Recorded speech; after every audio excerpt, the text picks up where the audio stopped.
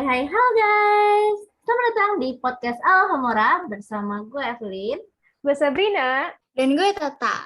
Nah, di podcast perdana kita nih kita membahas berita yang lagi booming tentang perlindungan dan penegakan hukum di Indonesia. Wah, dalam juga nih ya pembahasan kita. Tapi guys, jangan kemana-mana dulu ya. Tetap dengerin podcast kita sampai akhir nih, karena kasusnya bakal seru banget dan bikin kita tuh penasaran banget deh pasti. Yoi dong, benar. Pasti seru dan super berfaedah banget buat kita semua menambah ilmu. Karena kita nih sebagai remaja-remaja saat ini tuh harus juga melek sama situasi negara. Jangan melek situasi sosmed aja yang hangat-hangatnya ngomongin Korea atau lagi tapi mantan sambil rebahan. Jadi kita juga harus peka sama negara kita sendiri. Yoi nggak? Yoi. Iya, bener banget nih. Setuju banget. Oke guys, kita cut to the case. Hari ini kita bakal membahas misteri pembunuhan seorang ibu dan anaknya di Subang. Oke, berita ini tuh sebenarnya udah sempat viral dulu. Sebenarnya bukan dulu juga sih, sampai sekarang tuh masih viral. Karena kasusnya tuh belum selesai-selesai gitu loh. Dan Presiden sama BIN pun sampai turun tangan nih buat bantu ngatasin kasus ini. Wah, misalnya dari BIN sama Presiden ini tepatnya terjadi di Jalan Cagak, Subang, Jawa Barat. Tapi polisi seperti yang Sabrina sudah bilang tadi belum bisa mengungkap masalah ini. Jadi ini masih misteri. Ya, pada mulanya itu, ini untuk kronologinya pada hari Rabu tanggal 18 Agustus 2021, korban bernama Tuti dan anaknya Amelia Mustika Ratu ditemukan tak bernyawa oleh Yosef di bagasi mobil Alphard milik mereka yang terparkir di halaman rumah korban. Yang tadi udah dibilang sama Evelyn, yaitu di kawasan Jalan Cagak, Kabupaten Subang, Jawa Barat. Nah, seperti yang kita ketahui bahwa Yosef ini merupakan suami dari korban. Nah, berdasarkan fakta dari keterangan polisi ini juga, sehari sebelum kejadian tuh sebenarnya si Yosef itu lagi berada di rumah istri mudanya nih. Jadi sebenarnya Yosef tuh punya 2 istri. Dan waktu hari H-nya itu dia tuh pulang nih ke rumah korban dengan alasan mau ngambil stick golf.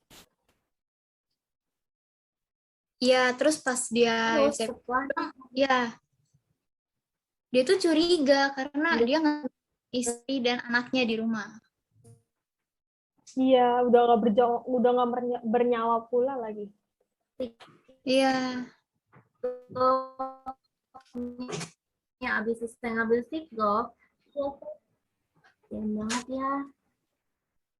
Ya, jelas itu sadis banget gitu. Nah guys, gitu kan, pulang itu kan serem ya. Iya, makanya sadis banget kan. Terus guys, dari kronologi yang udah tadi kita baca ini ya, menurut kalian berdua nih, gue mau nanya, motif pelaku ngebunuh korban itu apa sih menurut kalian? Oke, mungkin gue dulu ya. Kalau menurut gue nih ya, karena kasusnya itu belum ada finalnya, tapi polisi nih sempat curiga kalau pelaku dari pembunuhan ibu dan anak di Subang ini tuh dari keluarga atau kerabat terdekat. Soalnya tanda-tandanya tuh minim banget ya buktinya. Maksudnya bukti pembunuhan ini minim banget sehingga jadi belum pasti banget ditemuin siapa. Jadi kayak termasuk pembunuhan berencana nggak sih? Iya, bener banget nih, bener. Setuju. Oke, nah, berarti dari kasus ini juga, menurut gue juga ada beberapa pihak-pihak yang terlibat ya. Yang pastinya itu si ibu dan anaknya Amelia itu udah jadi korban dari kasus pembunuhan ini. Terus ada juga ayahnya si Yosef. Terus istri mudanya Yosef namanya Mimin. Nah, terus menurut kalian siapa lagi guys yang terlibat dari kasus ini? Kalau menurut gua nih, ada juga nih namanya Danu. Dia tuh sepupunya Amelia. Nah, dia tuh soalnya di TKP dia menemukan gunting. Terus katanya si Danu ini yang bawa kunci rumahnya mereka. Berarti dia bisa masuk gitu kan, bisa masuk ke rumah gitu. Karena dia udah punya kuncinya. Terus Iya. yang pasti yang mengurus kasus ini ada kepolisian, juga ada Badan Intelijen Negara. Ada juga ini nih, jangan lupa, jangan ketinggalan dokter forensik. Itu dia juga Oh iya. membantu dalam proses otopsi. Oh iya, Benar-benar. ketinggalan tuh nih, ada Yoris nih, kakaknya Amelia. Dia adalah salah satu saksi dari kasus ini. Gitu. Ya. Nah, sebenarnya tuh guys, berkaitan sama ini, gue tuh punya fakta-fakta menarik gitu terkait tentang kasus ini. Mau dengar? Ayo. Boleh. Spill the First tea. ya, first itu si Yosef ini seperti yang dikatakan Tata tadi, dia punya 2 istri, yakni sang korban yaitu Ibu Tuti dan istri mudanya nih yang namanya Mimi. Pembunuhan ini kadang kita berpikir itu penculikan gitu, biasa yang diambil uang. Nah, tapi ternyata nggak ada harta berupa uang yang jelas, iPod dan handphone milik Samsung. Ini semua milik Amelia. Tuh. Gila. Berarti ini ya, polisi juga sebenarnya sempat menyimpulin kalau tidak ada tanda-tanda pencurian atau kekerasan seksual dalam kasus ini juga. Jadi Ya. lagian Betul. juga nggak ada uang yang hilang, toh yang hilang sebenarnya cuman barang elektronik. Dan gue tuh curiganya ya mungkin si Amelia tuh sempat ngerekam pelakunya pakai barang elektroniknya gitu. Dan mungkin si pelaku ini nih ngelihat dia ngerekam terus langsung diambil deh, dicuri handphonenya, terus ya gitu sih menurut gue, tapi kita nggak tahu juga karena ini belum fix. Gue Lalu setuju banget sih, menurut gue juga kayak gitu, bisa gitu kalau misalkan kenapa pelakunya ngambil handphonenya, karena itu ada barang bukti di situ, kenapa diambil si handphonenya itu. Setuju sih sama Sabrina. Iya, Bijak bener-bener. ceritanya. Iya. Ya tadi tuh gue pengen ngomong gitu juga tapi udah diwakilin sama Tata. Keren. Bener kan? Nah, oke. Selanjutnya menurut gue nih ya, bukan menurut gue sih, menurut yang berita gue baca juga, artikel-artikel dan sumber-sumber lainnya, sebenarnya tuh tetangganya ini tuh sempat curiga sama Yosef dan juga istri mudanya. Jadi mereka tuh curiga kalau sebenarnya mereka berdua ini tuh, si Yosef sama istri mudanya, adalah dalang dari pembunuhan ini. Gitu guys. Yep. Terus juga, oh ya, gue pernah baca juga. Jadi sekedar informasi yang dokter forensik itu ikut turun tangan juga dalam menangani kasus ini, khususnya untuk melakukan proses otopsi. Dan dokter forensik yang turun tangan ini adalah dokter Hastri, di mana yang kita tahu bahwa dokter Hastri ini merupakan salah satu dokter forensik yang terkenal di Indonesia namanya. Karena dia cukup berpengalaman dalam menangani kasus seperti ini. Tuh. Wow. Gue juga sempat baca juga nih dari salah satu sumber gitu, bahwa ada gerak-gerik mencurigakan yang terekam oleh rekaman CCTV dari seorang wanita yang turun dari mobil warna abu-abu. Itu di dekat lokasi TKP. Jadi dia tuh ngebuang kresek dan akhirnya kresek itu kayak mengundang polisi mencurigakan gitu. Dan ketika ia melakukan kejadian tersebut, ketika ia membuang kresek tersebut, itu beriringan dengan waktu pemakamannya jasad korban.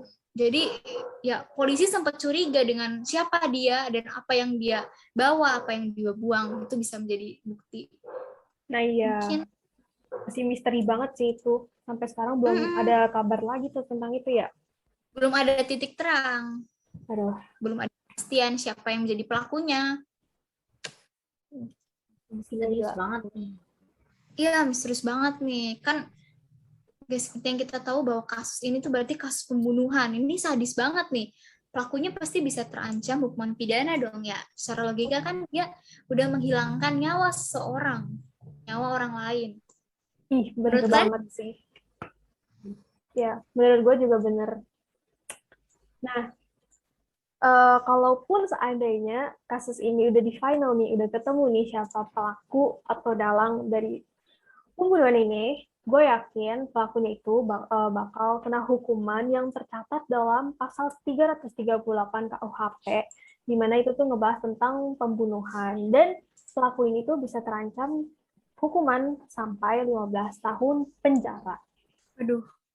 Wow, itu pasti lama banget sih 15 tahun. Kayak lu bayangin aja nih, kita masih umur 17 tahun, terus kita masuk penjara 15 tahun gitu. Itu kita keluar-keluar udah umur berapa? Dari umur 32 berarti ya? Udah jadi bapak-bapak. Kalau kita udah jadi ibu gitu kali ya. Kok bapak-bapak sih?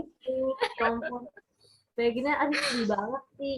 Terus selain itu nih guys, Iya. selain dia dapat hukum pidana nih, dia juga melanggar UUD 1945 pasal 28A ayat 1 mengenai hak untuk hidup. Lebih tepatnya ini membahas hak asasi manusia. Berarti dengan dia membunuh ini, dia tuh melanggar dua hukum. Terus dia menghukum diri sendiri, juga menghilangkan nyawa orang lain. So, sadis banget. Iya. Parah banget. Nah, hukumannya juga gak main-main ya, meski sebenarnya kurang sih. Kalau nyawa tuh harusnya dibayar dengan nyawa, tapi dengan hukuman pidana segitu aja itu udah cukup memberatkan gitu. Iya nih.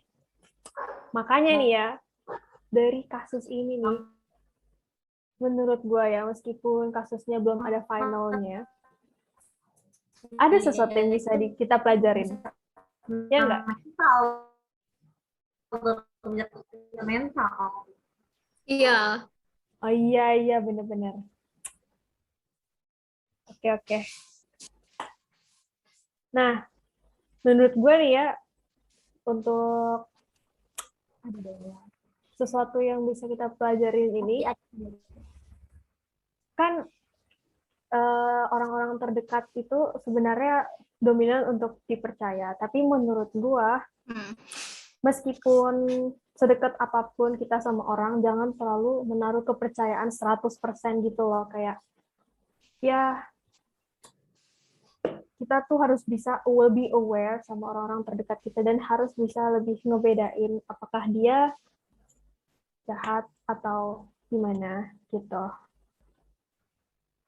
Ya, bener banget nih. Juga kita kaitin sama yuk, benar. Tuhan, betul bener banget. Bisa dikaitin sama firman Tuhan. Yang terambil dari mana?